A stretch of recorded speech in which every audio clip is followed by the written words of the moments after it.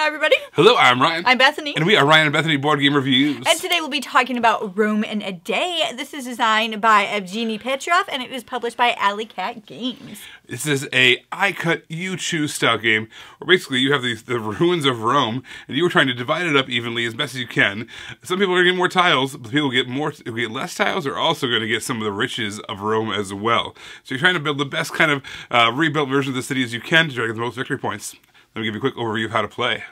Alright, here's our individual setup for Rome in a Day.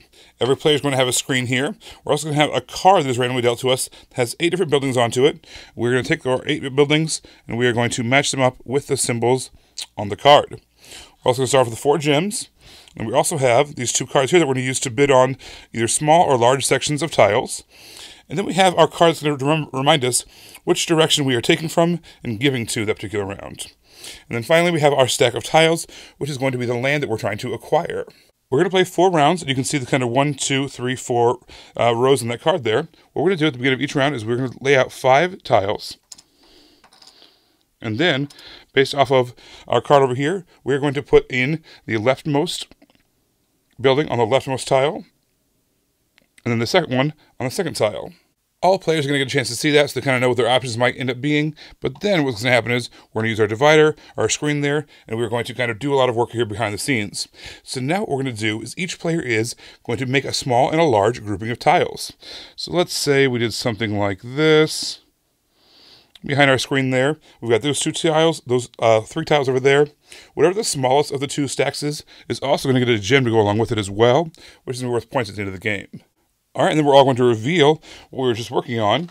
So based off of our card here, the player to our right is going to take one of these 2 stacks of cards. And then similarly, there's going to be a player to our left that's going to have stacks of tiles as well, and we're going to take one of those piles from them. The more tiles you have, the more chances you have to score, but also the more gems you have, which come along with these smaller piles, are worth points as well. So in this case, let's go ahead and keep this one here. We'll put the gem back in our supply, and then the player to our right chose these ones over here, so they're going to get those tiles. We'll move those off to the side, to the player to our right, and the same thing, we're going to bring over some tiles from the person on our left, and we're going to build our own little city that we're going to be building off of. As far as the gems goes, it's kind of a closed market. Every player starts with 4 of them. That's all there's ever going to be, and they're constantly going to giving them up, or at least offering them up to players as the game goes on. If for some reason you were able to retain all the gems that you offered up, plus grab all the gems that your opponents were offering up, you're going to end up with 8, which is going to give you 31 points, which is a ton. Or the exact opposite is true. You end up with no gems. It's worth 0 points. There's a little chart that tells you everything in between, how much points it's worth as well. As far as the actual tiles go and how they're scored, let's take a look. It's all based off of those buildings. Let's say if we brought this back over here, and we did something like this. What we're going to do is we're going to score our buildings multiplied by the tiles that they're touching of that type, or the clusters of tiles that they're touching of that type.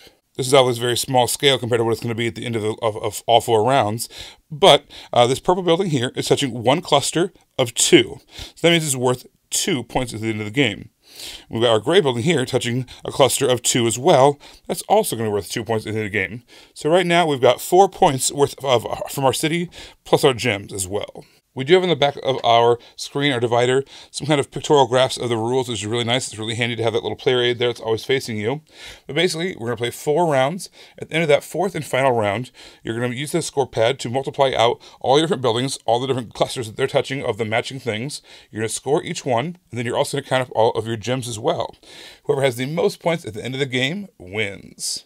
The main concept of this game, just taking your 5 tiles and figuring out how you want to make that happen, how you want to split that, is like, oh my gosh, it's mind bending. Mind blending. Blending your mind. It like messes with you because you want all of it. You want the gem. You want the tiles. You want the building. You don't want to give it to your neighbor. You want it. You want to build your little town. You don't want them to have anything because you need all that stuff. And it was like, how do I divide this in such a way to where I can get all the good stuff, but it's all good? So you're going to give good stuff to whoever's on the other side of you, but you don't want to give them good stuff because you want all the good stuff.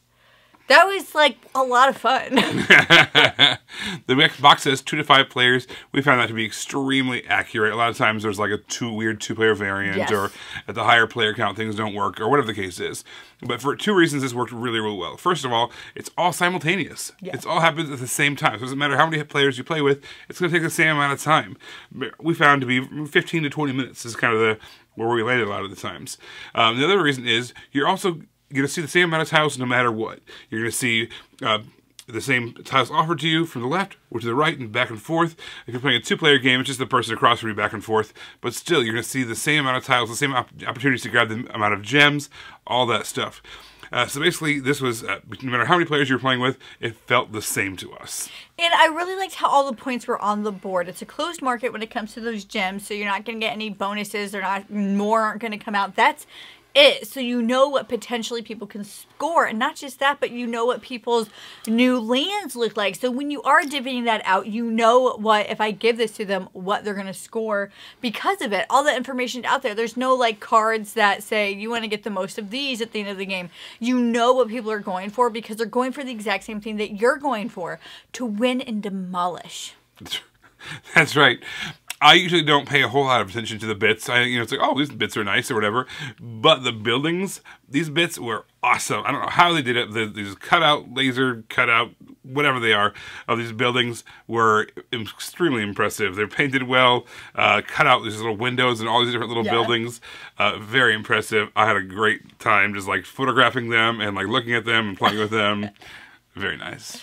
One of the things for me that I like to use as a litmus test if a shorter game is good or not is if I want to play it again after I've played it. So sometimes you play a game and you're like, okay, that's, check mark, let's move on to something else.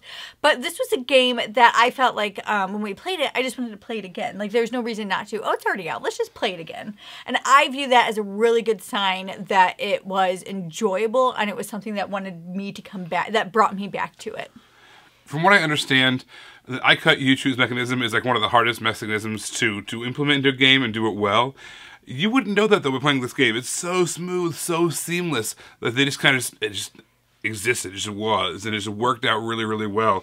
Everything felt balanced because if you're either going to get a lot of tiles and be able to use them really well, or you're going to get a gem, which you're going to get a lot of points too. And it's up to you. You get to choose what your fate, your destiny is. And also it's up to you to choose what the people, or your neighbors are going to be able to, what their options are as well. So you can kind of, if you want to make sure you get something, you're going to offer them like some low-hanging fruit, that they think they might be going for, but make sure that you get the better end of the deal. Maybe you get it wrong, maybe you get it right, but the point is, there's great choices, tons and tons of great choices. Everything is a great choice. No matter, even if it's like a 15, 20-minute game, it feels like you're playing a much, much more satisfying, longer game because it's so rich and full of those great decision points. But they're just coming at you, rapid fire all the time.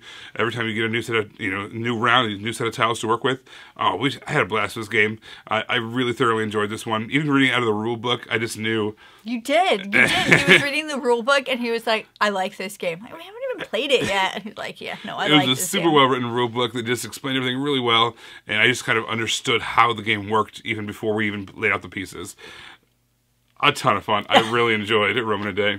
Everybody, thank you so much for watching. Don't forget to subscribe so you can see our videos as they come out. Until then, you can find us in all of these places. You guys, thanks for watching, and we'll see you next time. Bye.